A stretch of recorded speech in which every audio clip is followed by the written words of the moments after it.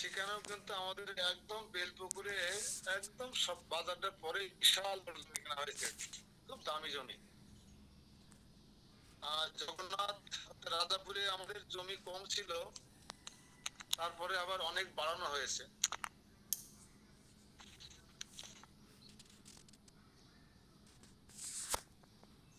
তো আমরা এখন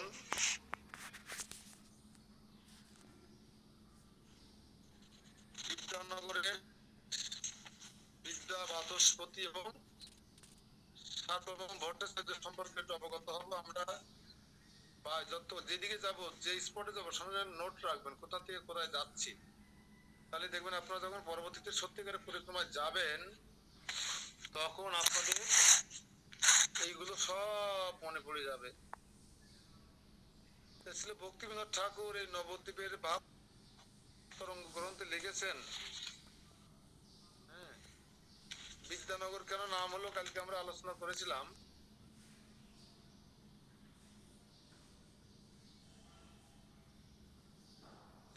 বিদ্যানগরে এই গঙ্গা সার্বভৌম ভট্টাচার্য রূপে এসেছিলেন। এসে তিনি পুরীতে গিয়ে আবাল তাবাল প্রচার করেছিলেন। আবাল তাবাল কেন? যাতে ভগবান তাকে সূত্রে নেন, তাকে কৃপা করেন।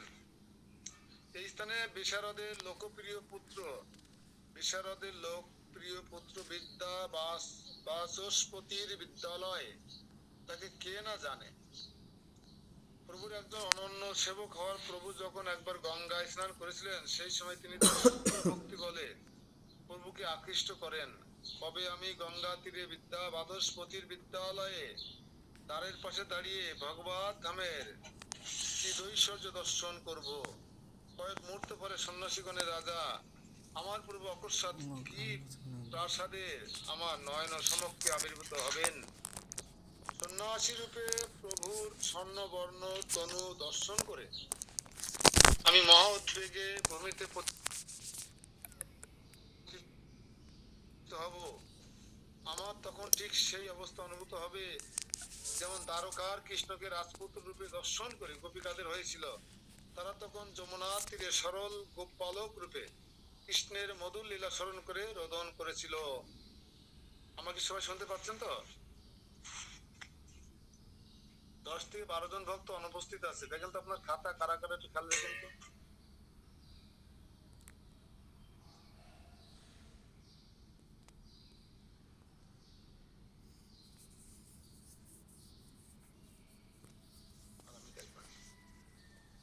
আমি এই সন্ন্যাসী রূপধারী গৌরচন্দ্রকে আবার মায়াপুরে ফিরিয়ে নিয়ে যাওয়ার অভিলাষ করি, যেখানে তিনি একজন তরুণ বালক রূপে প্রকৃত এবং তার দিব্য শ্রী তনু দ্যুতিময় অলঙ্কারে ভূষিত, তার কেশ দীর্ঘ ও কোকড়ানো এবং তিনি ত্রিকচ্ছ ধুতি পরিহিত। তিনি তার উদ্যান উদ্যানে তার ভক্তগণ সঙ্গে বিলাস করছেন। অবশ্যই সন্ন্যাসী আমার প্রভু, আমি কেবল তার সেবক মাত্র। তিনি এই যে বিভিন্ন বেশে আবির্ভূত হন, বিভিন্ন রূপ ধারণ করেন, এটি কেবল তার অত্যন্ত লীলার কিছু অংশ মাত্র। তবু আমার চিত্ত প্রভুকে পৃথুকুণ্ডের তীরে শ্রীবাস পণ্ডিতের গৃহ মন্দিরে নিয়ে যেতে অভিলাষ করে। এই স্থানে সার্বভৌম ভট্টাচার্য 1460 খ্রিস্টাব্দে জন্মগ্রহণ করেন। নোটটা নিয়ে রাখেন। সার্বভৌম ভট্টাচার্য, সার্বভৌম ভট্টাচার্য যিনি দেবগুরু বৃহস্পতির অবতার, তিনি 1460 খ্রিস্টাব্দে জন্মগ্রহণ করেন এবং এইখানে তার প্রথম জীবন অতিবাহিত হয়। কোথায়? বিদ্যানগরে।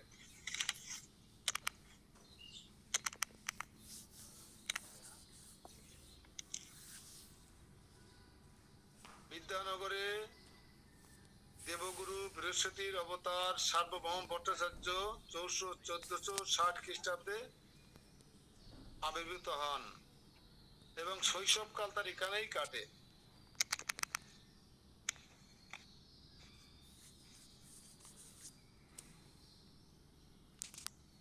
আর এই বিদ্যানগর এই স্থানে নবদ্বীপে ধামের পশ্চিম সীমায় অবস্থিত।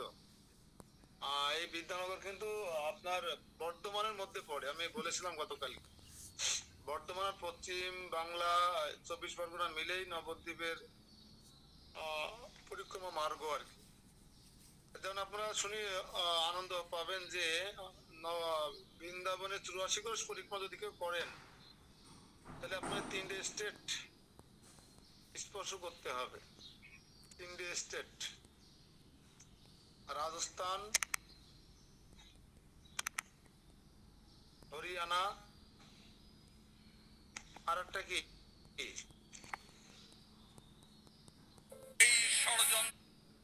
কোন কোন স্টেট বলুন তো? রাজস্থান, হরিয়ানা, আর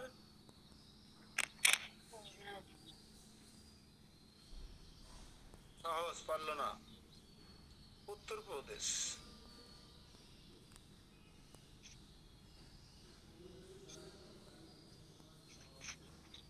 বিদ্যানগর হচ্ছে সকল বেদের আকর স্থান স্বরূপ এবং ব্রহ্মাণ্ডের দিব্য জ্ঞানের কেন্দ্রস্থল স্বরূপ। এই স্থানে শ্রী ব্রহ্মা দেবগণ ও ঋষিদের শিক্ষা প্রদান করেন। এই স্থানে শ্রী ব্রহ্মা দেবগণ ও ঋষিদের শিক্ষা দিয়েছিলেন। এখানে এমন একটা ভার্সিটি যে এই যে আমাদের জগন্নাথ মিশ্র, নীলাম্বর চক্রবর্তী, শ্রীবাস ঠাকুর সহ যারা বিদ্যা অর্জন করতে চান তারা সবাই ওখানে চলে যান। ওখানে গিয়ে আমাদের জগন্নাথ মিশ্র মশাই ওই বিদ্যালয়ে লেখাপড়া করতেন। নবদ্বীপে যাইতেন মানে সংস্কৃত শিক্ষা, হ্যাঁ, ন্যায়পরায়ণ, তর্ক শিক্ষা শেখার জন্য। এই তর্ক মানে কুতর্ক না, শিখে ওখানে আমাদের জগন্নাথ মিশ্র নীলাম্বর চক্রবর্তী ঠাকুরের কন্যাকে বিবাহ করে ওখানে অবস্থান করেছিলেন। এই ঢাকা দক্ষিণ, সিলেটের ঢাকা দক্ষিণ, এখানে জগন্নাথ মিশ্রের এখনো প্রভাবশালী তার পিতৃভিটা আছে। কিন্তু তার সত্ত্বেও তিনি শুধু বিদ্যা শিক্ষা গ্রহণ করবার জন্য এই নবদ্বীপে গিয়েছিলেন। নিকটে 11টি বৃক্ষ রয়েছে যা বিশেষজ্ঞদের মতে অনুসারে মানুষের জ্ঞাত কোনো প্রজাতির অন্তর্ভুক্ত নয়। 11টা বৃক্ষ আছে, তা কেউ জানে না এই বৃক্ষের নাম কি। এখানে একটি বৃক্ষ রয়েছে যাকে বলা হয় যে শ্রী চৈতন্য মহাপ্রভু তার একটি কলম ভূমিতে পতিত করেন এবং তা থেকে এই বৃক্ষটি উৎপন্ন হয়, যেটা কলম বৃক্ষ নামে পরিচিত। এই বৃক্ষ আমরা যারা যায় তারা একটু আলিঙ্গন করে আসি, যদি একটু বিদ্যা বুদ্ধি হয়। শ্রী চৈতন্যদেব বালক নিমাই রূপে এখানে আসতেন এবং সার্বভৌম ভট্টাচার্যের সকল শিষ্যদের পরাজিত করতেন। এখানে ছিল ভক্তি সিদ্ধান্ত সরস্বতী ঠাকুর মহারাজের স্থাপিত একটি গৌড়ীয় মঠ মন্দির রয়েছে, অর্থাৎ 64 গৌড়ী মঠের একটা মঠ এখানে আছে, অনিন্দ সুন্দর একটা মঠ। এই গৌড় মঠটি সার্বভৌম ভট্টাচার্য তার ভ্রাতা বিদ্যা বাচস্পতির জন্মস্থানকে চিহ্নিত করেছে। বিদ্যা বাচস্পতি যেখানে তার টোল খুলেছিলেন, কলম বৃক্ষটি সেই স্থানে অবস্থিত। এখনো সেই টোল ঘরটি আছে। বিদ্যা বাচস্পতির বাড়ি আছে এবং সে কলম বৃক্ষ এখনো সময়মায় দাঁড়িয়ে আছে। চৈতন্য মহাপ্রভু এই বিদ্যা বাচস্পতি যেখানে টোল খুলেছেন তার কলম বৃক্ষটি সেই স্থানে, এরা গেলে আপনারা দেখতে পাবেন। শ্রী চৈতন্য মহাপ্রভু যখন সন্ন্যাস গ্রহণের পর প্রথমবার বৃন্দাবনে গমন করেছিলেন, সেই সময় তিনি বিদ্যানগরে এসে 5 দিন বিদ্যা বাচস্পতি গৃহে অবস্থান করেছিলেন, 5 দিন ছিলেন। কিন্তু যখন দেখেন যে হাজার হাজার লক্ষ লক্ষ ভক্ত তাকে দর্শন করতে আসছে, গাছের ডাল পালা, ক্ষেত খামার, শস্য ক্ষেত সব তছনছ হয়ে যাচ্ছে, মহাপ্রভুর পিছন দরজা দিয়ে পালিয়ে গিয়েছিলেন। অনেক ক্ষতি ছিল, কাল মহাপ্রভু যে এলাকায় যাচ্ছিলেন খুব ক্ষতি হয়ে যাচ্ছিল। শ্রী চৈতন্য মহাপ্রভু যখন বিদ্যা বাচস্পতি গৃহে অবস্থান করেছিলেন তখন হাজার হাজার, যে কথা বলছিলাম আর কি বলবো, আগে তো বলে ফেলেছি। সেই জন্য তারা নিকটবর্তী গ্রামে জঙ্গল পরিষ্কার করে পথ করে নেয় প্রভুকে দর্শন করার জন্য। অনেকে নদীপথে নৌকাতে আগমন করেন। বস্তু এতগুলো নদী পার হওয়ার জন্য এসেছিলেন যে মাঝিদের পক্ষে তাদের পারাপার করা কঠিন হয়ে পড়ে। এইরকম বিপুল সমাগমের জন্য শ্রী চৈতন্য মহাপ্রভু সঙ্গোপনে কুলিয়া নগরে গমন করেন। এখান থেকে তিনি নদী পার হয়ে আবার কুলিয়া চলে যান, অর্থাৎ নবদ্বীপে চলে যান।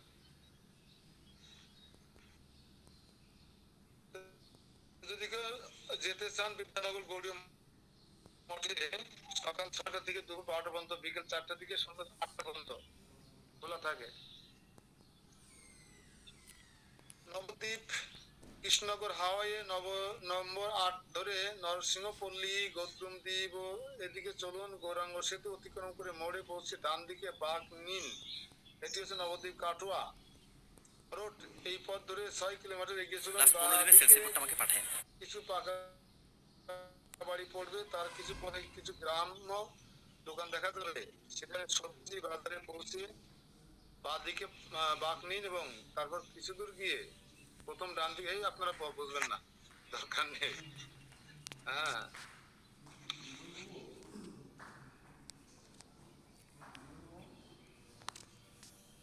তো নিত্যানন্দ প্রভু শ্রী জীব গোস্বামীকে বললেন, নিত্যানন্দ প্রভু যখন জীব গোস্বামীদের নিয়ে পরিক্রমা করছিলেন তখন তিনি বললেন, এই কলিযুগ ধন্য, এই যুগ সর্বযুগের শ্বাস স্বরূপ, কেননা এই যুগে শ্রী গৌরাঙ্গ মহাপ্রভু অবতীর্ণ হয়েছেন। আছি গৌরাঙ্গ সুন্দর অবতীর্ণ হয়ে বিদ্যা লীলার করবেন একথা জেনে দেবগুরু বৃহস্পতি তার পরিবার বর্গগণ সহ নবদ্বীপে জন্মগ্রহণ করেন। বাসুদেব সার্বভৌম হচ্ছেন সেই বৃহস্পতি। হ্যাঁ, গৌরাঙ্গকে তুষ্ট করতে তিনি বহু প্রকার প্রয়াস করেন। নবদ্বীপে প্রভু শ্রী বিদ্যা বিলাস করবেন জেনে মনে মনে সবকিছুতে উদাসীন হলেন এবং ইন্দ্র সভা পরিত্যাগ করে নিজগণকে সঙ্গে নিয়ে আনন্দিত চিত্তে নবদ্বীপ স্থানে স্থানে জন্মগ্রহণ করলেন। সার্বভৌম মহাশয় এই বিদ্যানগরীতে বিদ্যালয় স্থাপন করে বিদ্যা শিক্ষা দিতে লাগলেন। তিনি মনে আশঙ্কা করলেন যে এই শুষ্ক বিদ্যা জালে বিজড়িত হয়ে আমি পাশে গৌরাঙ্গ মহাপ্রভুকে হারাতে না বসি। এই মনে করে তিনি এই এক রঙ্গ করলেন। তিনি নিজ শিষ্যগণকে নদিয়া নগরে রেখে গৌর জন্মের পূর্বে দেশান্তরী হয়ে গেলেন। দেখেন, আপনারা শুনে অবাক হবেন যে গৌরাঙ্গ মহাপ্রভুদের জন্মগ্রহণ করবেন, যে বিদ্যাবিলাস করবেন এই বিদ্যানগরে। হ্যাঁ, তিনি আগের থেকে জানতেন সার্বভৌম ভট্টাচার্য। তিনি মহাপ্রভুর কৃপা লাভ করার জন্য কি করলেন, নিজের প্রিয় শিষ্যগণদেরকে বিদ্যানগরে রেখে তিনি কোথায় নীলাচলে চলে গেলেন, নীলাচলে পুরীধামে গমন করলেন। তিনি ভয় পেয়ে গেলেন, আমি এই বিদ্যা বিলাস করতে গিয়ে যশ খ্যাতি প্রতিষ্ঠা পূজা লাভের যদি নিশা ধরে তাহলে হয়তো আমি আমার প্রভুর কৃপা লাভ থেকে বঞ্চিত হতে পারি। দেখেছেন, প্রাধান্য দিতে হবে ক্ষেত কামার ঘের বেড়ি চাকরি বাকরি স্কুল কলেজ ছেলে মেয়ের প্রতি, নাকি কৃষ্ণ প্রেম বা গৌরাঙ্গ প্রেম লাভ করার জন্য যে কৌশল অবলম্বন করা উচিত সেই কৌশল আমাদেরকে অবলম্বন করা উচিত। সেখানে প্রবল ভাবে তিনি মায়াবাদ স্বাস্থ্য প্রচার করতে লাগলেন, উল্টো পাল্টা প্রচার করতে লাগলেন। কেন বললাম না? আর মহাপ্রভু হচ্ছে মায়াবাদের খুব বিরোধী ছিলেন। এইখানে নবদ্বীপে প্রভু শ্রী গৌরচন্দ্র আবির্ভূত হয়ে তিনি বিদ্যাবিলাসের সঙ্গে সকলকে আনন্দিত করতে লাগলেন। তিনি সার্বভৌম শিষ্যগণকে পরিহাস রঙ্গে জয় করতে লাগলেন। শাস্ত্রের ফাঁকির দ্বারা প্রভুর সকলকে হারাতে থাকেন। কখনো প্রভু গৌর রায় বিদ্যানগরে আগমন করেন, অধ্যাপকগণ আর পড়ুয়াগণ তার কাছে পরাজিত হয়ে সকলে পলায়ন করতে থাকেন। গৌরাঙ্গের বিদ্যা লীলার অতি অপূর্ব, যে সেই লীলা কৌতুক শ্রবণ করে মায়া আবিদ্ধ হতে সে মুক্ত হয়। শ্রীজীব নিত্যানন্দ প্রভু শ্রীমুখ হতে এই বিবরণ শ্রবণ করে প্রেমানন্দে মত্ত হন এবং ওই বিদ্যানগরের বাসপিঠে ভূমিতে গড়াগড়িতে থাকেন। হরি বল।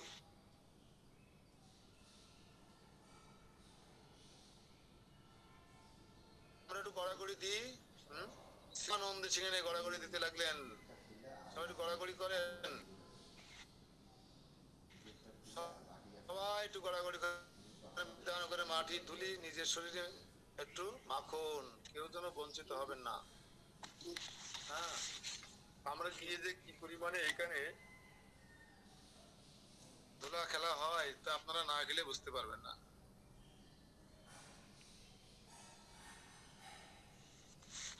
তো শ্রী নিত্যানন্দ প্রভু বললেন, প্রলয়ের পর যখন পুনরায় সৃষ্টির সময় উপস্থিত হয় তখন ব্রহ্মা সে বিপুল প্রলয় দেখে ভীত হন। ব্রহ্মা ভীত হন প্রলয় দেখে, তাহলে আমাদের কি অবস্থা হবে বুঝলেন? সেই সময় তার প্রতি প্রভুর কৃপা হয়। এখানে ব্রহ্মা ভগবানকে স্তুতি করার জন্য প্রস্তুত হন। ঠিক তখন ব্রহ্মা স্তুতি করতে উদ্যত হয়ে তার মুখ খুললেন। তার সেই ব্রহ্মা জীব হতে অতি রূপবতী দেবী সরস্বতী আবির্ভূত হলেন। তখন সরস্বতীর শক্তি লাভ করে চতুর্মুখ ব্রহ্মা দেব মহাসুখে শ্রীকৃষ্ণের স্থাপ করেন।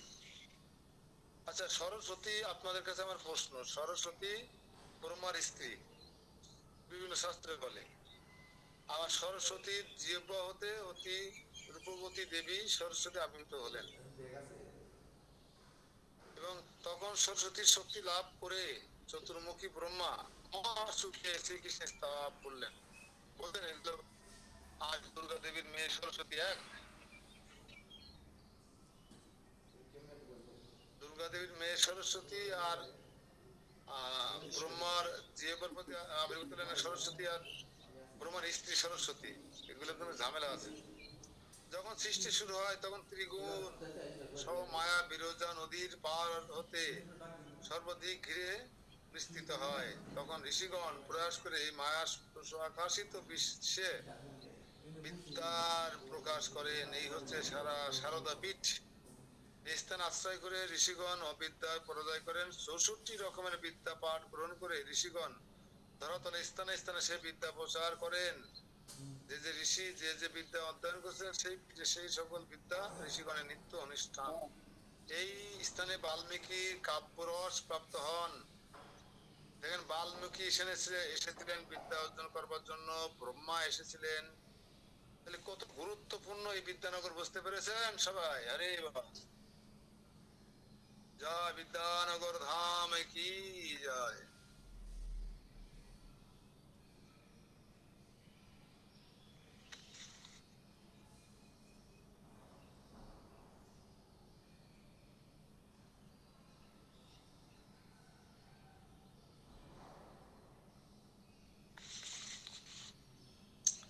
এবার আমরা চলে যাব এখান থেকে জম্মু দ্বীপে। জম্মু দ্বীপ কি জয়।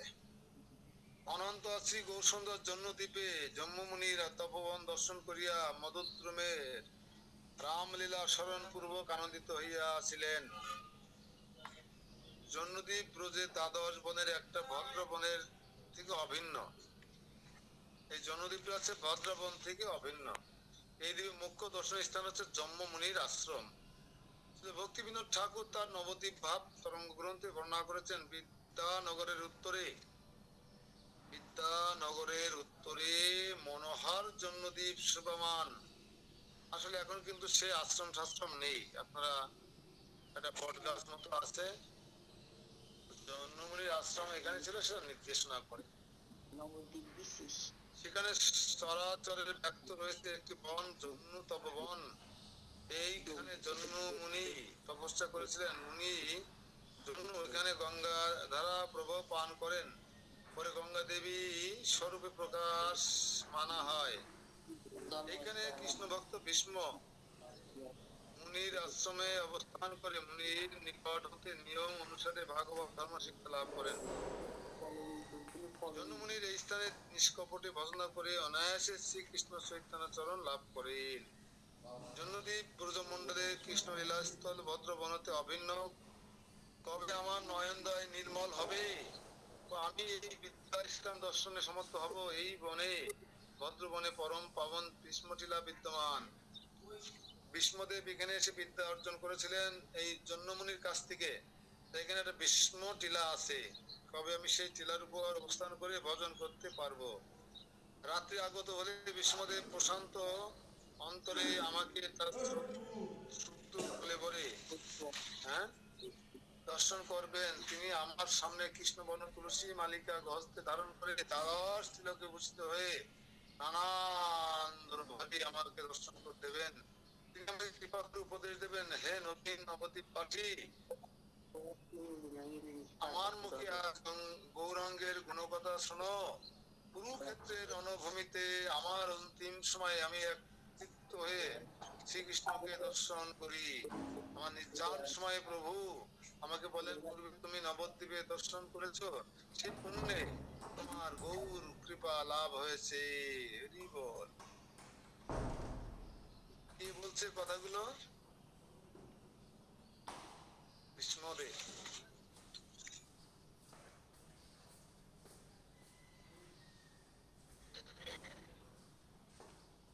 প্রভুর ইচ্ছায় মুক্তাত্মাগণ সর্বক্ষণ এই ধামের কৃষ্ণলীলা গৌর লীলা দর্শন করে থাকেন। সুখ, ভয়, মৃত্যু, উদ্বেগ,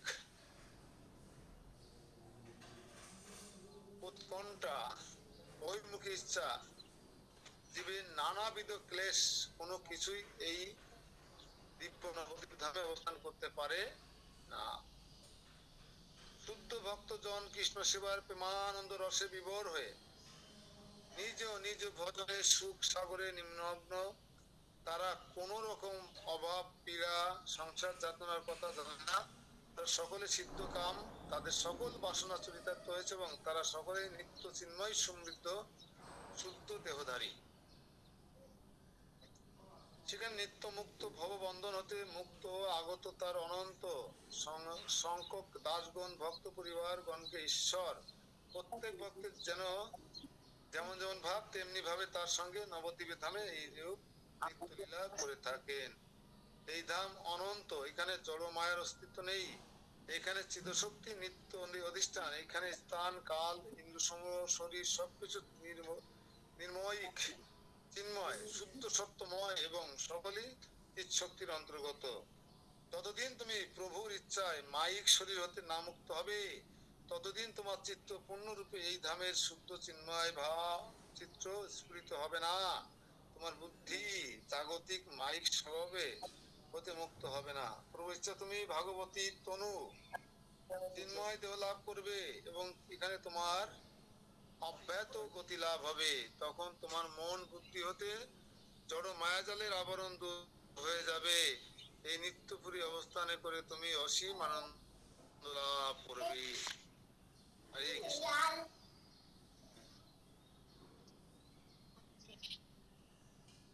এখন আমার প্রশ্ন হচ্ছে কিভাবে গঙ্গা দেবী জাহ্নবীর নামে খ্যাত হলেন? কে বলতে পারবেন এক কথায়?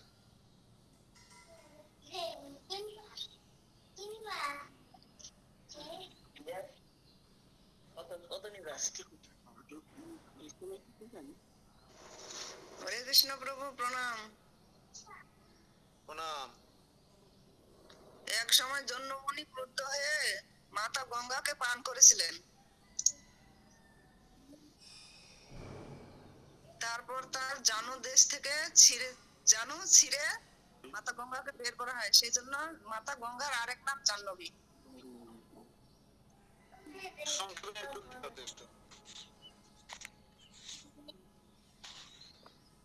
গঙ্গা গঙ্গা দেবীর আর এক নাম হচ্ছে জাহ্নবী। জন্মমণি তাকে পান করে ফেলেছিল ক্রোধ হয়ে যায়। পরবর্তীতে গঙ্গা দেবীর অনুরোধে ভগীরথের অনুরোধে সন্তুষ্ট হয়ে তিনি তার জঙ্গা কেটে দিয়ে গঙ্গা দেবীকে নির্গত করেছিলেন। আর গঙ্গা দেবী বেরিয়ে হাত ছেড়ে বেঁচে বলেছে আমার নতুন জন্ম হবে বাবার পেট থেকে। যেহেতু জন্মমণির পেট থেকে আমার নতুন জন্ম হলো পবিত্র অবস্থায়, আজ থেকে জন্মমণি আমার পিতা, আমি তার কন্যা। আর পিতার নাম অনুসারে আজকে আমার নাম হবে জাহ্নবী। পিতার নামের সাথে নামে মিল রেখেছিলাম পিথার পুত্র কন্যা পিথা, পিতুরাজের কন্যা পৃথা। তাই গঙ্গা দেবী যেহেতু অনেক ত্যাগ স্বীকার করে তাকে পবিত্র অবস্থায় জগতে ডেলিভারি দিয়েছিলেন অপারেশন করে, সেই কারণে তার এক নাম হচ্ছে জাহ্নবী। আমরা দেখেন তুলসী আর থেকে দেখি জাহ্নবী তট বনে জগমনল জাহ্নবী তটবনে। জাহ্নবী মানে গঙ্গা দেবীর তীরে তীরে, তট মানে উপরে। এই গঙ্গার আবির্ভাব সম্পর্কে আপনারা নতুন করে শুনতে চাইবেন? গঙ্গা কিভাবে জগতে আসলেন সবাই জানেন তো নাকি?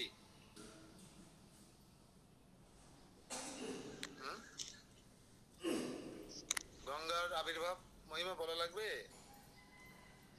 বলেন প্রভু। বেশি আলোচনা নেই গঙ্গা দেবীকে নিয়ে ছাড়া।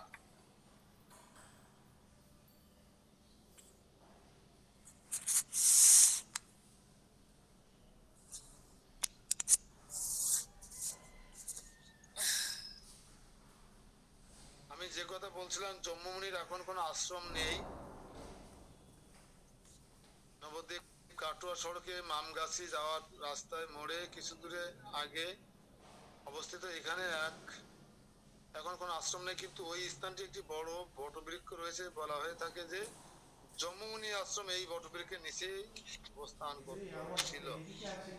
তারপরে যেহেতু আমাদের এই দ্বীপে আলোচনা বেশি নিয়ে আজকে আমরা রুদ্রদ্বীপের বেলতলায় চলে যাব, বেলপুকুর চলে যাব। অনেক সুন্দর একটা জায়গা, আমার খুব পছন্দের জায়গা বেলপুকুর। যেখানে গেলে দেখবেন বেল আর বেল 10 টাকা পিস, 15 টাকা পিস সর্বোচ্চ। কত বেল খাবেন আপনার অবাক হয়ে যাবেন যে আমরা 10 থেকে 15,000 ভক্ত পরিক্রমা করি। গৌরী মঠ থেকে পরিক্রমা করে, সবাই পরিক্রমা করে, কিন্তু এখানে সবাই একটা করে বেল কেন? তাহলে কত বেলের দরকার? আমাদের ইস্কনে শুধু 20,000 বেলের দরকার। অথচ আপনি দেখবেন বেল আর বেল মাটির তলাতে খড়ি খড়ি বের করছে। আমি জানি না কিভাবে বেল পাকায়, সব বেল পাকাতা নষ্ট না, ভালো, কিন্তু মাটির তলে গর্ত করে ওরা কতদিন আগে রাখে তাও আমার জানা সম্ভব হয়নি। সম্ভবত জাগ দিয়া বলে না কি জন্য বলে, এইভাবে বেলগুলো একসঙ্গে পাকায় থাকে। বেল খাবেন, এখানে গরমে দৌড়দৌড়ি করে বেড়াচ্ছেন, খাওয়া নেই ঠিক মতন, রোদ গরম, নাচানাচি ধুলি গনা, সবাই পেট ভরে বেল খাবেন, যায় তারপর স্নান করবেন। গঙ্গা দেবী ছিলেন স্বর্গে, সুরধনী নামে স্বর্গে ছিলেন। বিভিন্ন লোকে এক এক লোকে এক এক নামে প্রবাহিত হচ্ছেন। আর গঙ্গা দেবী হচ্ছে অমৃত।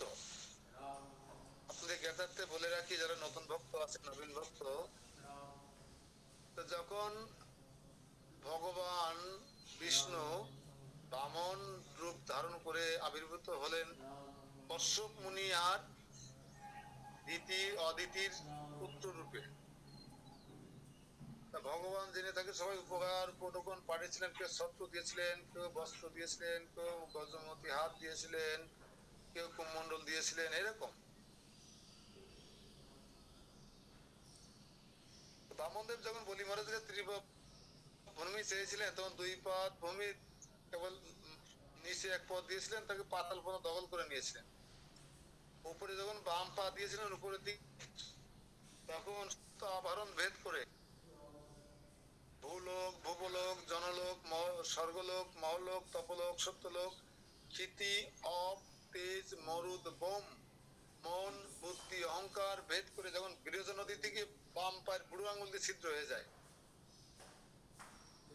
তখন ভগবানের চরণ বেয়ে যে জল পড়েছিল, এটা ব্রহ্মাজি কুমণ্ডলে ধারণ করেন। এইভাবে গঙ্গা দেবীর উৎপত্তি হয়। তাই বলা হচ্ছে গঙ্গা দেবী হচ্ছে ভগবানের চরণামৃত, চরণ ধৌত জল। একবার রাজা সগর, তার 2 স্ত্রী ছিল, কেশিনী আর সুনীতি। ঠিক আছে তো দাদা বাবু? কেশিনী আর সুমতি 2 স্ত্রী ছিল। ওকে দাদা বাবু সাড়া দিয়েছে যখন দান করেন, আমার মাঝে মাঝে ভুলে যাই তো। কেশিনী আর সুমতি, তাদের কোনো সন্তান আদি হতো না। শশাকরা পৃথিবীর রাজা ছিলেন, এই সগর রাজা। এবং আপনারা যিনি অবাক হবেন, এই সগর রাজার বংশে রাজা দশরথ এবং তার পুত্র রামচন্দ্র আবির্ভূত হন এই বংশে। এই বংশে রাজা মানদাত্তার জন্ম। যে রাজা মানদাত্তার একমাত্র পুত্র হচ্ছে কে? মুচুকুন্দ।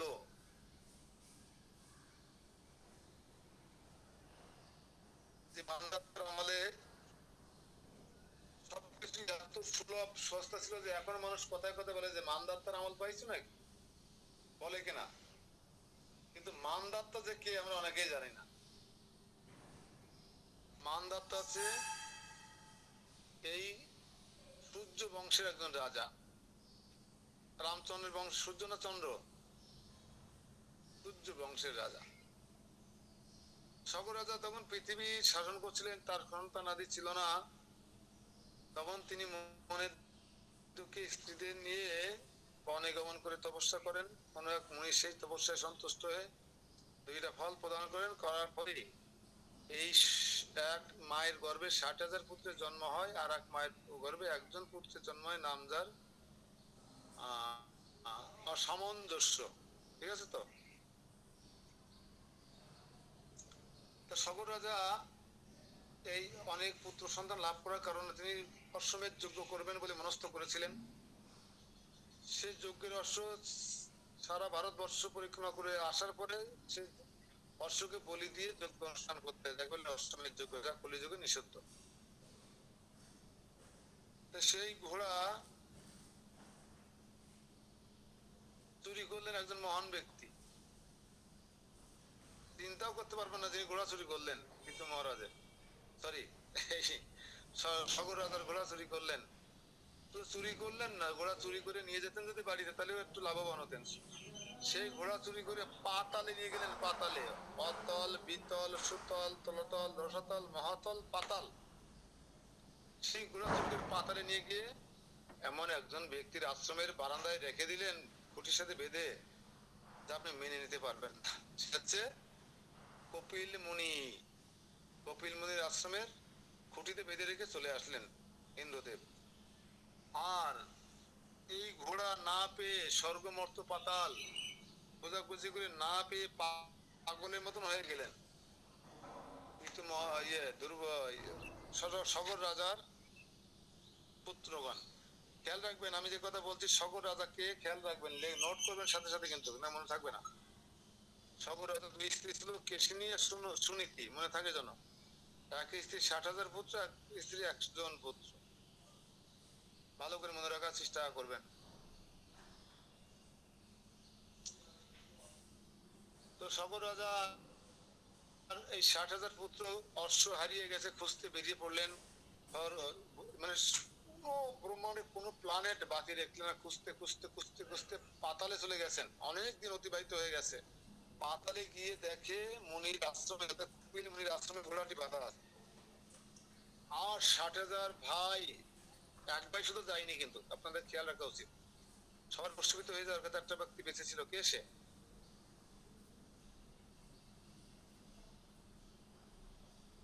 আর সামঞ্জস্য বেঁচে ছিলেন। কেন? তিনি গেছিলেন না খুঁজতে, অন্যদিকে গেছিলেন। আর 60,000 ভাই একসাথে গেছিলেন।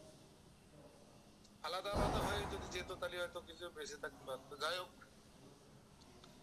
স্ক্রিপ্ট লিখেছেন কৃষ্ণ, আমরা পাল্টাই দিতে পারি না। যখন ঘোড়া দেখলেন বারান্দায় বাধা আছে, তাহলে চোর কে? যার বারান্দায় ঘোড়া বাধা আছে সেই চোর। কপিল মুনিকে চোর সাব্যস্ত করে কপিল মুনি ধ্যানস্থ অবস্থায় ছিলেন। আরে রে দুরাচারী চোর, আমাদের অশ্বের ঘোড়া তুমি চুরি করে বেঁধে রেখেছ, তোমার একদিন কি আর আমার একদিন, বলে যখন অস্ত্রের ঝনঝনানি দিয়ে ঝাঁপিয়ে পড়বেন 60,000 পুত্র সগর রাজার, তখন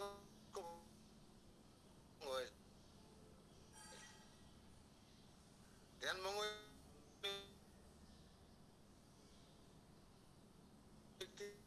বিনা হয়ে যান। অসুবিধা কখন কারণে হত্যা করতে আসছে, ক্রুদ্ধ হন। এই খবর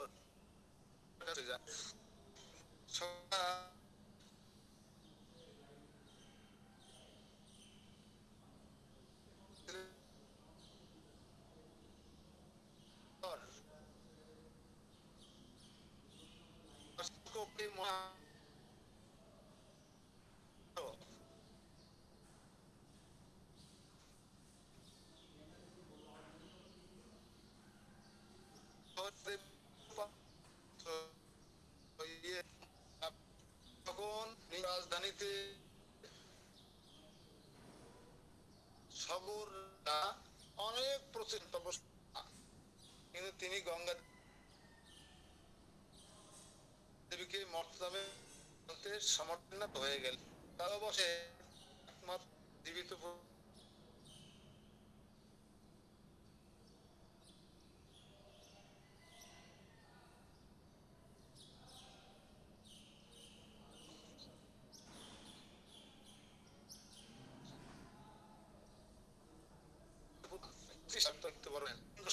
অংশমান তার জীবন দিয়ে চেষ্টা করলেন, কিন্তু তিনি গঙ্গা দেবীকে আনতে পারলেন। ধারাবাহিকভাবে লিখবেন এই এই ব্যক্তির নামগুলো, কিভাবে গঙ্গার ভগীরথের পূর্বপুরুষদের নাম ধারাবাহিকভাবে লিখবেন।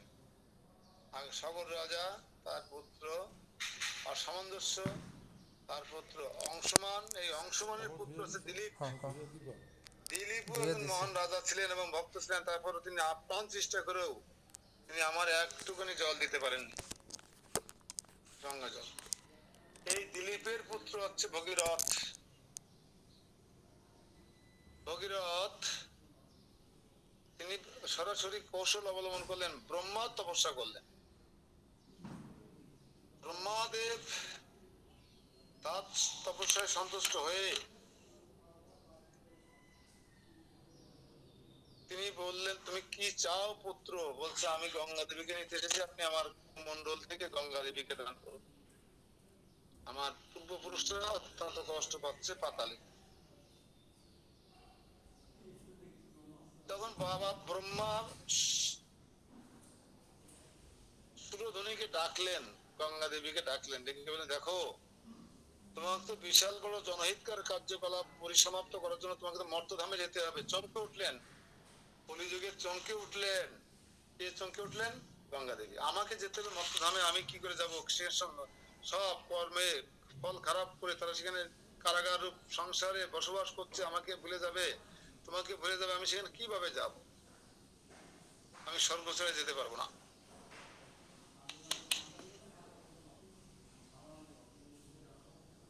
বলছে শুধু তাই নয়, আমি যখন সেই গঙ্গার রূপে প্রবাহিত হব, তখন লক্ষ লক্ষ লোক তাদের পাপ আমার কাছে রেখে যাবে।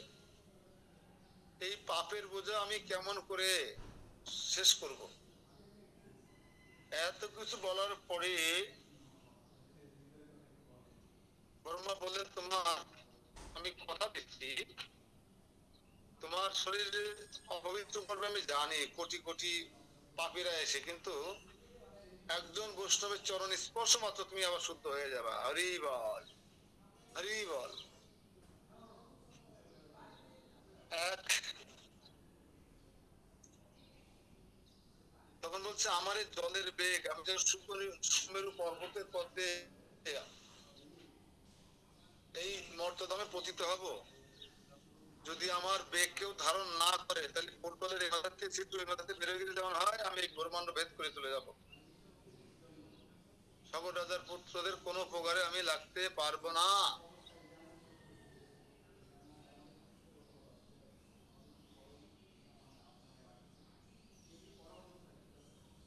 তখন ব্রহ্মা বললেন, আমার প্রিয় পুত্র শিবজি মহারাজ তার জটাতে তোমাকে ধারণ করবে। হ্যাঁ, সবটাই ধারণ করবে তার শিব, হয়েছে হবে না। এইভাবে কটাক্ষ করলেন, সঙ্গে সঙ্গে বৈষ্ণব অপরাধ হয়ে গেল। আর গঙ্গা দেবী ঠিক আছে, ভগীরথকে বললেন যে আপনি সামনে ঘন্টা বাজাতে বাজাতে শঙ্খ বাজাতে বাজাতে যাবেন, আমি পিছন পিছন যাবো, আপনি জেনে নিয়ে যাবেন, সেন যাবো। কি বলছে গঙ্গা দেবী? শঙ্খ ঘন্টা বাজাতে বাজাতে যাচ্ছেন যাচ্ছেন যাচ্ছেন যাচ্ছেন, হঠাৎ করে যখন সুমেরু পর্বত পার আসলেন, সুমেরু পর্বতের পর থেকে শিবজি মহারাজ জটায় গঙ্গা দেবী পতিত হচ্ছে, কিন্তু আর বেরোচ্ছে না। 4-5 দিন সেখানে শুধু মাথায় জল পড়ছে, গঙ্গার ধারা। ওরে বাবা, সুমেরু পর্বতের সেই ধারা তার মাথায় ধারণ করেছেন, করার পর সে জল বেরোচ্ছে না। এবার ভগীরথ তো বিপদে পড়ে গেছে, গঙ্গা দেবীকে এবং আনলাম, এখন যদি না নবদ্বীপে এসে আমার আশা পূর্ণ হবে না। তখন তিনি স্তব স্তুতি করতে লাগলেন শিবের কাছে। শিব অল্পসে সন্তুষ্ট হয়ে গেলেন, আশুতোষ। তাই তিনি বললেন, হে বৎস,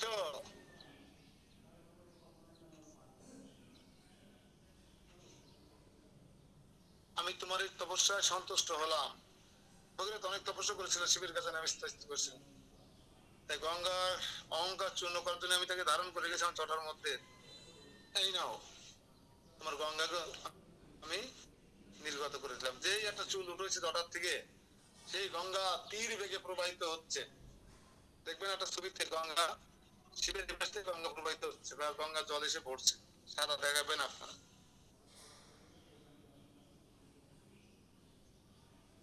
তো সেখান থেকে নির্গত হওয়ার পরে গঙ্গা দেবী মূর্তি রূপ ধারণ করে বলছে শিবজি মহারাজকে আমাকে ক্ষমা করবেন, আমি আপনার চরণে অনেক অপরাধ করেছি, আমি অহংকার করে এসেছিলাম। যখন বলা হয়েছিল যে এই গঙ্গার বেগ শিবজি মহারাজ জটায় ধারণ করবে, তখন আমি হেসেছিলাম, তার শাস্তি আমি পেয়েছি। এই বলে গঙ্গা দেবীকে সামনে নিয়ে এগিয়ে চলতে লাগলেন সেই অসামঞ্জস্য দিলীপ এর পুত্র ভগীরথ। যখন এই জম্মু দ্বীপে আসলেন, এই জম্মু দ্বীপের অস্বাভাবিক সৌন্দর্য দর্শন করে এখানে তিনি একটু বিশ্রাম করার চেষ্টা করলেন। কে গঙ্গাকে আনছেন কে বলেন তো? ভগীরথ। গঙ্গাকে মর্যাদা কে নিয়ে এসেছে আগে আগে শঙ্খ বাজাতে বাজাতে? সিনেমা মাতাজি, রাধিকা মাতাজি। ভগীরথ ভগীরথ।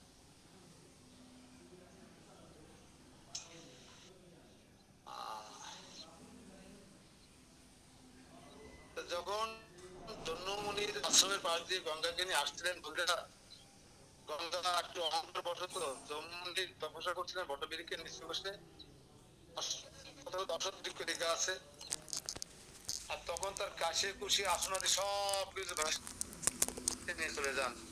কিছুক্ষণ পরে চোখ খুলে দেখেন সবটু গঙ্গা দেবী বাসি নিয়ে যাচ্ছেন। তখন তুমি অভিশাপ দেন।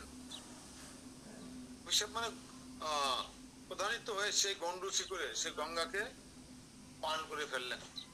গঙ্গা চলে গেল মণিবারের পেটের মধ্যে। এখন ভগীরথ পিছনে তাকাতাকি, আর সব জলের একটা শব্দ আছে না, এত বড় নদী, ভগীরথ পিছন পিছন যাচ্ছে শব্দ আছে তো। ভগীরথ পিছনে তাকায় দেখলেন গঙ্গা দেবী নেই। এগিয়ে আসলেন, এদিক ওদিক দেখলেন যে শুধুমাত্র উনির পেটটা অনেক বড় ফুলে গেছে, পেটটা ভরে গেছে। মণিবারকে জিজ্ঞেস, মণিবার প্রণাম করে বলছে আপনার গর্ভের ভিতরে কে অবস্থান করছেন? জন্মমণি মিথ্যা কথা বলতে পারে না, বলছে আমার পেটের মধ্যে গঙ্গাকে ধারণ করেছে, আমি গঙ্গা খেয়ে ফেলাইছি চমক দিয়ে। সর্বনাশ, তাহলে আমার কি উপায় হবে? আমি আমার এত পুরুষ তপস্যা করে করে আমি সফলতা লাভ করে সেই সত্য লোক থেকে গঙ্গাকে নিয়ে এলাম, আর তুমি তাকে পান করলে এখন কি উপায় হবে? যদি তুমি মুখ দিয়ে বমি করে দাও তাহলে সেটাও অপবিত্র হয়ে যাবে, যদি পিছনের দরজা দিয়ে তুমি বের করে দাও সেটাও অপবিত্র হয়ে যাবে। তাহলে বমি কি পবিত্র না অপবিত্র? টয়লেট বমি এর সমতুল্য হয়ে যাবে। পান করা জিনিস যদি মারান আপনি স্পর্শ করেন তাহলে আপনাকে স্নান করতে হবে। তখন জন্মমণি ভাবছেন আমি যদি মুখ দিয়ে ডেলিভারি করি আমার কন্যাটিকে তাহলে অপবিত্র হয়ে যাবে, আমাদের নিচের দাঁত দিয়ে ডেলিভারি তো অপবিত্র হয়ে যাবে। তাই কি করলেন, হ্যাঁ, তিনি বড় ট্যাক্সি তার জঙ্গা কেটে উরুদ কেটে গঙ্গা দেবীকে বের করে দিলেন। দেওয়ার পরে গঙ্গা দেবী হাফ থেকে বাঁচলেন আর বললেন বাবা বেঁচে গেলাম। এত ক্রোধ এই ব্রাহ্মণের। তখন গঙ্গা দেবী মুক্ত করে দেওয়ার পরে গঙ্গা দেবী বলছেন তোমার পেট থেকে আমার দ্বিতীয় জন্ম হলো, তুমি চাইলে মুখ দিয়ে আমাকে বের করে দিতে পারতে, আবার পিছন দরজা দিয়ে তুমি আমাকে বের করে দিতে পারতে, কিন্তু তুমি তা করনি জনকল্যাণার্থে। তাই তুমি আমার পিতা, আমাকে যেহেতু নতুন জন্ম দিয়েছো তুমি আমার পিতা, আমি তোমার কন্যা, আর তোমার নাম অনুসারে আমার নাম হবে জাহ্নবী, জন্মমণি নাম অনুসারে জাহ্নবী।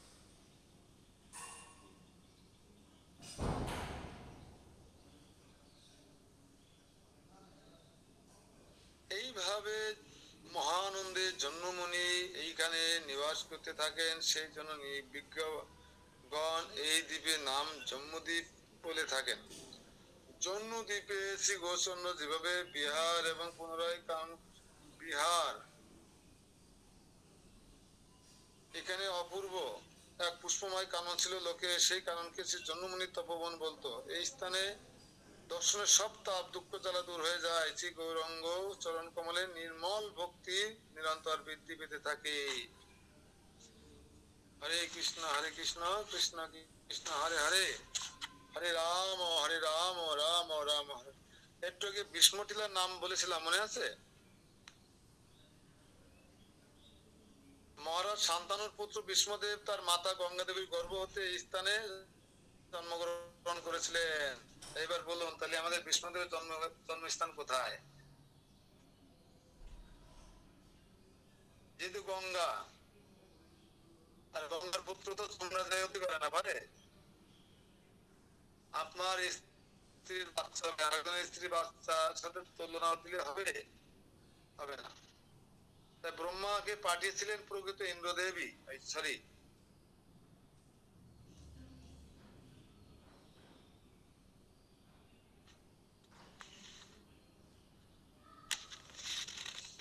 তিনি তারপর স্বর্গলোকে গিয়ে বৃহস্পতির সঙ্গে অধ্যয়ন করেন। সেইখানে তার অধ্যয়ন সমতলে গঙ্গা দেবী তাকে ভূলোকে নিয়ে আসেন এবং তাকে তার পিতার তত্ত্বাবধান অর্পণ করেন। এই সময় তিনি তার মাতামহ জম্মুমুনিকে দেখতে পান। জন্মমুনিকে দেখতে পান মাতামহ বিষ্ণুদেবের দাদু জন্মমুনি কে দেখতে আসেন। তিনি তাকে বলেন যে শ্রী চৈতন্য মহাপ্রভু নবদ্বীপে ধামে অবতীর্ণ হবেন। জন্মমুনি তাকে ধর্মনীতি, রাজনীতি, পরম পুরুষ ভগবান ও ভক্তিযুক্ত সেবার সম্বন্ধে উপদেশ প্রদান করেন। বিষ্ণুদেব যখন কুরুক্ষেত্রের রণাঙ্গনে সজ্জায় স্মরণ করেছিলেন, তিনি সেই সময় শ্রী গৌরাঙ্গ মহাপ্রভু আবির্ভূত করে আবির্ভাবের কথা বললেন। সজ্জায় শুয়ে আবির্ভাবের কথা বললেন। গৌরাঙ্গ মহাপ্রভু এই কলির দাপরের সন্ধ্যায় কলির প্রারম্ভে অবতীর্ণ হবেন। সুবর্ণ বর্ণ হিমাঙ্গু বরঙ্গ নন্দন সঙ্গী সন্ন্যাস কিচ্ছম শান্ত নিষ্ঠা শান্তি পরায়ণ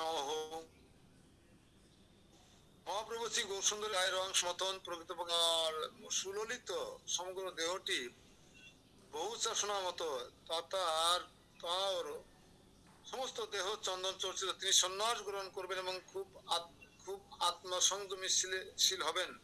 মায়াবাদী সন্ন্যাসীদের সঙ্গে তাহার পার্থক্য যে এই যে তিনি ভক্তিমূলক সেবায় নিষ্ঠাপরায়ণ এবং সংকীর্তন আন্দোলন প্রচার করবেন। আগে থেকে বলে গেলেন বিষ্ণুদেব সজ্জায় থেকে। হরে কৃষ্ণ হরে কৃষ্ণ কৃষ্ণ কৃষ্ণ হরে হরে হরে রাম রাম রাম হরে। তাহলে বিষ্ণুদেব হচ্ছেন গঙ্গা দেবীর পুত্র। যেহেতু গঙ্গা দেবী জন্মমুনি থেকে পুনরায় আবির্ভূত হয়েছিলেন, সেজন্য তিনি জম্মুমুনির কন্যা জাহ্নবী নামে অতিবিত হন। জম্মুমুনির বিষ্ণুদেবের মাতামহ হন। কিছুকাল পর বিষ্ণুদেব এখানে তার মাতামহীর সঙ্গে দেখা করতে আসেন। জন্মমুনি তখন জন্মমুনি কি করলেন? কত সেনের সাথে শিক্ষা প্রদান করলেন। নাতি আজার হলিও এইভাবে জন্মমুনি শিষ্য ছিলেন হচ্ছে তার নিজের নাতিরা কেন? গঙ্গার পুত্র। তাই হরে কৃষ্ণ হরে কৃষ্ণ কৃষ্ণ হরে হরে রাম রাম রাম হরে হরে। আজকে কিছু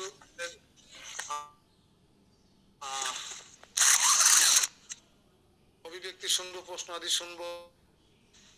তার দেখি পুলিন সরকার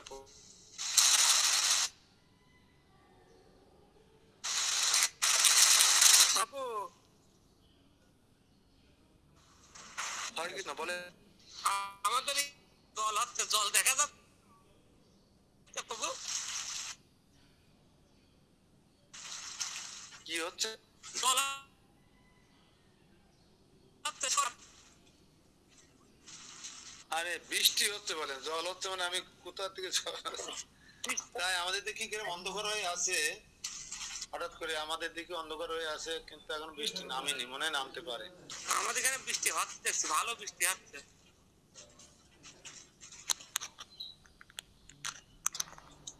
আচ্ছা, 9টা দ্বীপের নাম বলবেন কে? দেখি আজকে 9টা দ্বীপের নাম শ্রবণ করতে চাই। হরে কৃষ্ণ।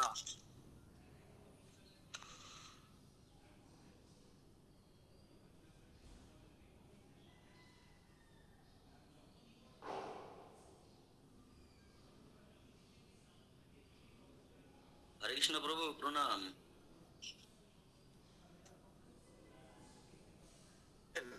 আপনি কিছু বলতে চাইছিলেন মনে হয়। প্রভু, আমার এক প্রশ্ন ছিল, যে বলছেন যে জগন্নাথ মিশ্র নবদ্বীপ ধামে আছে, নবদ্বীপ যে আছে সংস্কৃত শিক্ষার জন্য, ওখানে যে নীলাম্বর চক্রবর্তীর মেয়েকে বিবাহ করেন, তাহলে সিলেটে আছে উনি কখন বসবাস করলেন পরিবার সহ? জগন্নাথ মিশ্র, প্রভু জগন্নাথ মিশ্র সিলেটে কখন এই কথা? হ্যাঁ প্রভু আছে। আপনি বলছেন যে জগন্নাথ মিশ্র সংস্কৃত শিক্ষার জন্য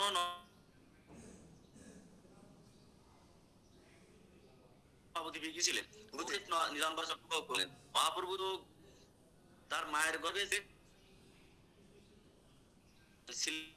ছিলেন। আসলেন লাইফে যোগালে 14-15 বছর বয়সে জগন্নাথ, তাকে 6-7 ভাই, জগন্নাথ মিশ্র 7 ভাই, লিখে আছে মনে হয়, আর লিখে আছে না দাদা? তো ইনি ছিলেন 6 নম্বর না 5 নম্বর জগন্নাথ মিশ্র। এবং এনার উপর বংশের ব্রাহ্মণ, দক্ষিণ ভারতের উচ্চ বর্ণের ব্রাহ্মণ ছিলেন। বিদ্যা বিদ্যা শিক্ষার জন্য আমরা যেমন বিলেতে যেতাম, এই যে কিছুদিন আগে মানে বিলেতে যেত, তাই না? বিলেত ফেরত বলা হতো, বিলেতে যেত। তখন সমস্ত বিদ্যার আখর, এই বেদ, সংস্কৃত শ্লোক, ভাগবত, তর্ক, ন্যায়পরায়ণ, শাস্ত্র শিক্ষা গ্রহণ করে নবদ্বীপের কোনো বিকল্প ছিল না। গিয়েছিল, গিয়ে ওখানে জগন্নাথ মিশ্র নীলাম্বর চক্রবর্তী ঠাকুর ছিলেন হবিগঞ্জের শ্রীমঙ্গলের পাশে ওনার জন্মস্থান। তিনিও অনেক আগে চলে গিয়েছিলেন। মূলত এসবের উদ্দেশ্য হচ্ছে মহাপ্রভু লীলাকে পরিপুষ্ট করার জন্য তাদের যে সমস্ত পার্শ্বদবৃন্দ দেবতারা নানা জন্মগ্রহণ করেছিলেন, পারবেন না তাই এইগুলোর জন্য তিনি পিতৃপিতা ছেড়ে ইয়াং বয়স চলে গিয়েছিলেন। তবে তার মা ছিল অন্ধ। তার মা একটাই রেখেছিলেন তার স্ত্রীকে, বৌমার কাছে, তোমার পুত্রটিকে আমাকে দেখিয়ে নিয়ে যাও, তোমার পুত্রটি যখন আবির্ভূত হবে আমাকে দেখিয়ে নিয়ে যেও। তাই মহাপ্রভু মায়ের সেই জগন্নাথ মিশ্র ওয়াদা রক্ষা করবার জন্য জগন্নাথ মিশ্র দেহত্যাগ করলে তিনি সংসারে হাল তিনি বিবাহ করেছিলেন অলরেডি বিষ্ণুপ্রিয়াকে। তাই তিনি তার বিদ্যা প্রসারের জন্য তিনি বাংলাদেশের দিকে তার ভক্তদের নিয়ে রায়ের মধ্য দিয়ে প্রচার করতে আসেন। এবং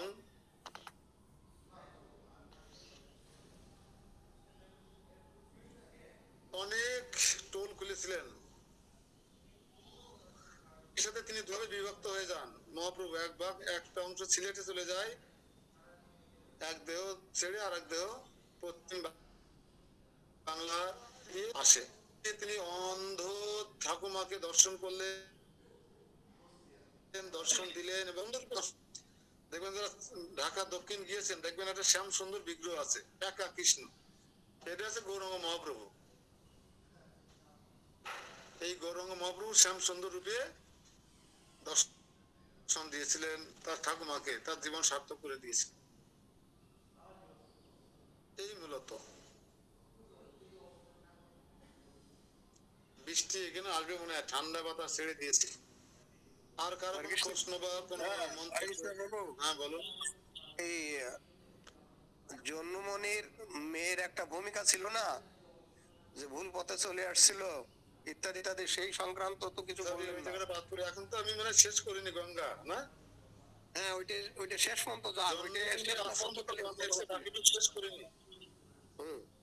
আচ্ছা, বাকিটুকু শেষ করে দিচ্ছি। হ্যাঁ, এবার জন্মমণির আশ্রম থেকে গঙ্গা দেবীকে আবার নতুন জন্ম দিয়ে নিয়ে যখন আসলেন, আসার পরে যেখানে ফারাক্কার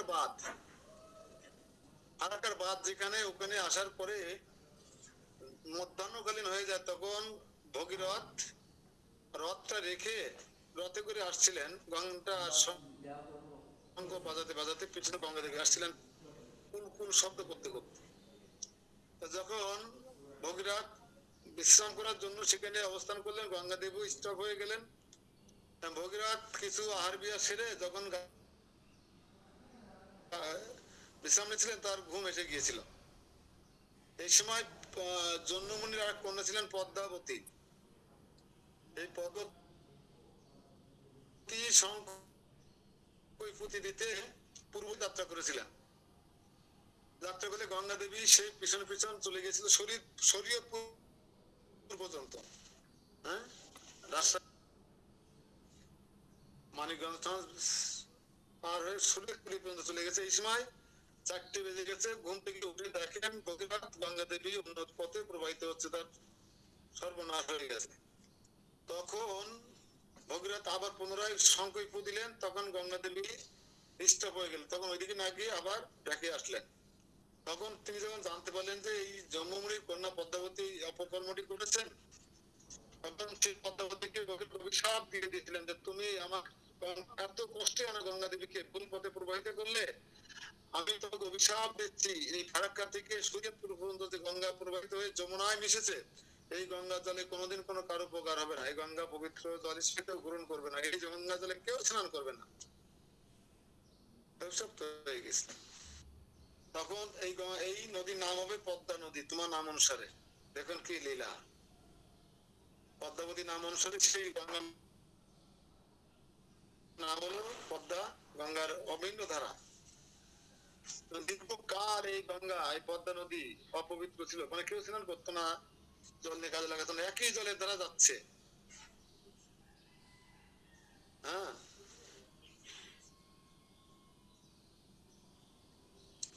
তখন গঙ্গা এই পদ্মা দেবী প্রার্থনা করেছেন, আমি কবে অভিশাপ মুক্ত হবো? বলল সত্য ত্রেতা দাপর কলিতে এসে যখন আমার প্রভু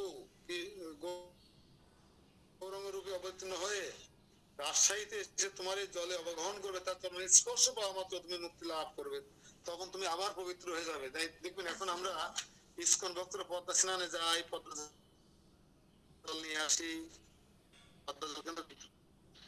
এবার এই ফারাক্কা থেকে ভগীরথ যখন পশ্চিম বাংলার মধ্য দিয়ে কলকাতার বুক চিরে মেদিনীপুরের মধ্য দিয়ে গঙ্গাকে নিয়ে গেলেন, তখন এই গঙ্গা দেবীর নাম হয়ে গেল ভাগীরথী গঙ্গা। কেন? ভগীরথ নিয়ে এসেছিলেন, তার নাম হলো ভাগীরথী গঙ্গা।